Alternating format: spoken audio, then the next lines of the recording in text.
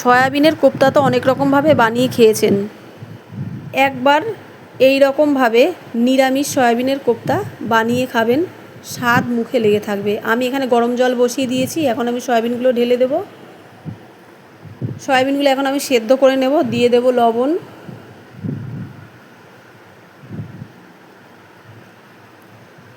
একটু ভালোভাবে নেড়ে নেব। এখন আমি কোপ্তার জন্য মশলা পেস্ট করে নেব। দিয়ে দিচ্ছি 2 চামচ জিরে, দিয়ে দেব 1.5 চামচ গোটা ধনে,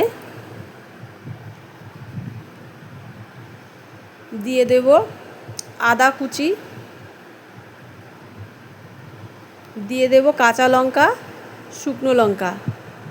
অল্প জল দিয়ে পেস্ট করে নেব। আপনারা যে যেরকম ঝাল পছন্দ করেন ঠিক সেই রকম ঝাল এখানে দেবেন। তো পেস্ট করা আমার হয়ে গেছে। আমি 1 ঘন্টা আগে মটর ডাল ভিজিয়ে রেখেছিলাম, ডালগুলো আমি পেস্ট করে নেব।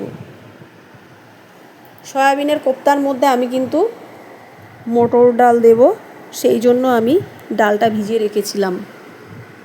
আপনারা চাইলে এখানে বেসনও দিতে পারেন, ডালটা দিলে খেতে ভালো লাগবে।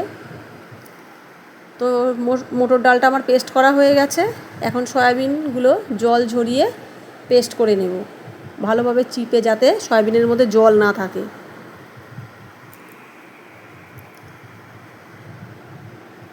তো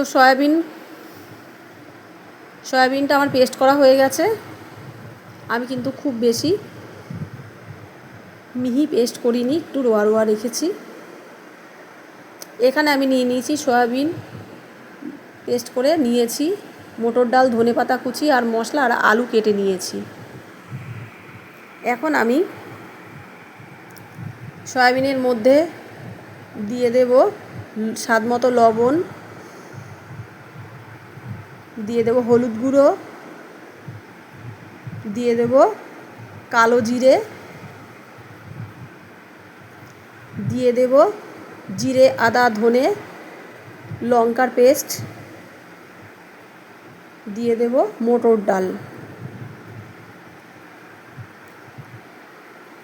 দিয়ে দেব ধনেপাতা কুচি। ধনেপাতা কুচি দিলে খেতেটা ভালো লাগবে। সব কিছুকে ভালোভাবে দিয়ে দেব চিনি, ভালো করে মাখিয়ে নেব। আমি কিন্তু এখানে একটু শক্ত করেই মাখবো, কারণ নরম হলে কোপ্তাগুলো ভেঙে যেতে পারে। কড়াইতে দিয়ে দিয়েছি তেল, তেলটা গরম হয়ে গেছে। আমি এক এক করে কোপ্তাগুলো ভেজে নেব। আমি কিন্তু ডালের বড়ার সাইজে করছি, আপনারা আপনাদের পছন্দ মতো শেপ দিয়ে নেবেন, যে যেরকম শেপের পছন্দ করেন। এখন আমি উল্টে পাল্টে কোপ্তাগুলো ভেজে নেব। এইভাবে মটর ডাল দিয়ে সয়াবিনের কোপ্তা বানালে খেতে কিন্তু খুব সুন্দর লাগে, আর ভেঙেও যায় না। তো উল্টে পাল্টে আমি লালচে করে ভেজে নিয়েছি কোপ্তাগুলো। এখন আমি একটা থালার মধ্যে তুলে নিচ্ছি। আপনারা চাইলে এখানে বেসন দিয়েও কোপ্তা তৈরি করতে পারেন, কিন্তু অতটা খেতে ভালো লাগে না। তো আমার ভাজা হয়ে গেছে, আমি কোপ্তাগুলো সব তুলে নিয়েছি। দেখুন কত সুন্দর হয়েছে।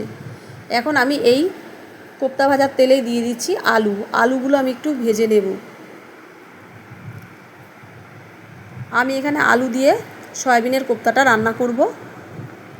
একটু ভালোভাবে নেড়ে চেড়ে নেব।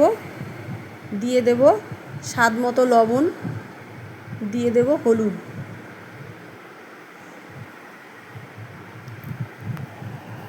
একটু ভালোভাবে ভেজে নেব। ভাজা আমার হয়ে গেছে আলুটা, এখন আমি তুলে নিচ্ছি। এরপর কড়াইতে দিয়ে দেব সরষের তেল, ফোড়নে দিয়ে দেব শুকনো লঙ্কা আর 5 ফোড়ন। আমাদের বাড়িতে বেশিরভাগ 5 ফোড়নটাই বেশি ভালোবাসে, সেই জন্য আমি এই ফোড়নটাই দিয়েছি। আপনারা যে যেরকম ফোড়নের দিতে ভালোবাসেন সেটাই আপনারা দেবেন। এরপর দিয়ে দেবো বেটে রাখা মশলাটা, ভালোভাবে কষিয়ে নেব। দিয়ে দেব হলুদ, দিয়ে দেব কাশ্মীরি লঙ্কার গুঁড়ো কালারের জন্য, একটু ভালোভাবে কষিয়ে নেব, আর একটু ঘন ঘন করে নাড়তে হবে যাতে পুড়ে না যায়। এরপর দিয়ে দেবো মশলার বাটি ধোয়া একটু জল দিয়ে একটু কষিয়ে নেব। দিয়ে দেবো ভেজে রাখা আলুটা দিয়ে আরেকটু মশলাটা আমি কষিয়ে নেব। তো মশলাটা আমার কষানো হয়ে গেছে, এরপর দিয়ে দেবো জলটা একটু ফুটে এলে ঢাকা দিয়ে 10 মিনিট রান্না করে নেব। তো 10 মিনিট হয়ে গেছে, একটু ভালোভাবে নেড়ে চেড়ে নেব। আর আলুটা সিদ্ধ হয়েছে নাকি একটা আলু আমি ভেঙে দেখাচ্ছি আপনাদেরকে। দেখুন আলুটা কত সুন্দর সিদ্ধ হয়েছে। এরপর আমি ভেজে রাখা কোপ্তাগুলো দিয়ে ফুটিয়ে নামিয়ে নেব।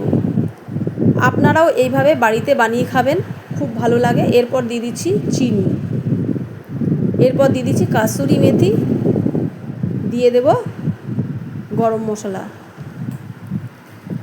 আপনারাও এইভাবে বাড়িতে বানিয়ে খাবেন, খুব ভালো লাগে। আমার ভিডিওটা যদি আপনাদের ভালো লেগে থাকে অবশ্যই লাইক শেয়ার করবেন বন্ধুদের সাথে। আর যারা ইউটিউব চ্যানেল থেকে দেখছেন আমার চ্যানেলটিকে সাবস্ক্রাইব করে পাশে থাকবেন। দিয়ে দিচ্ছি গরম মশলা, আর একটু ভালোভাবে নেড়ে চেড়ে নেব। তো কোপ্তাটা আমার রেডি হয়ে গেছে, গরম গরম ভাতের সাথে খুব ভালো লাগবে। আমার ভিডিওটা যদি আপনাদের ভালো লেগে থাকে অবশ্যই লাইক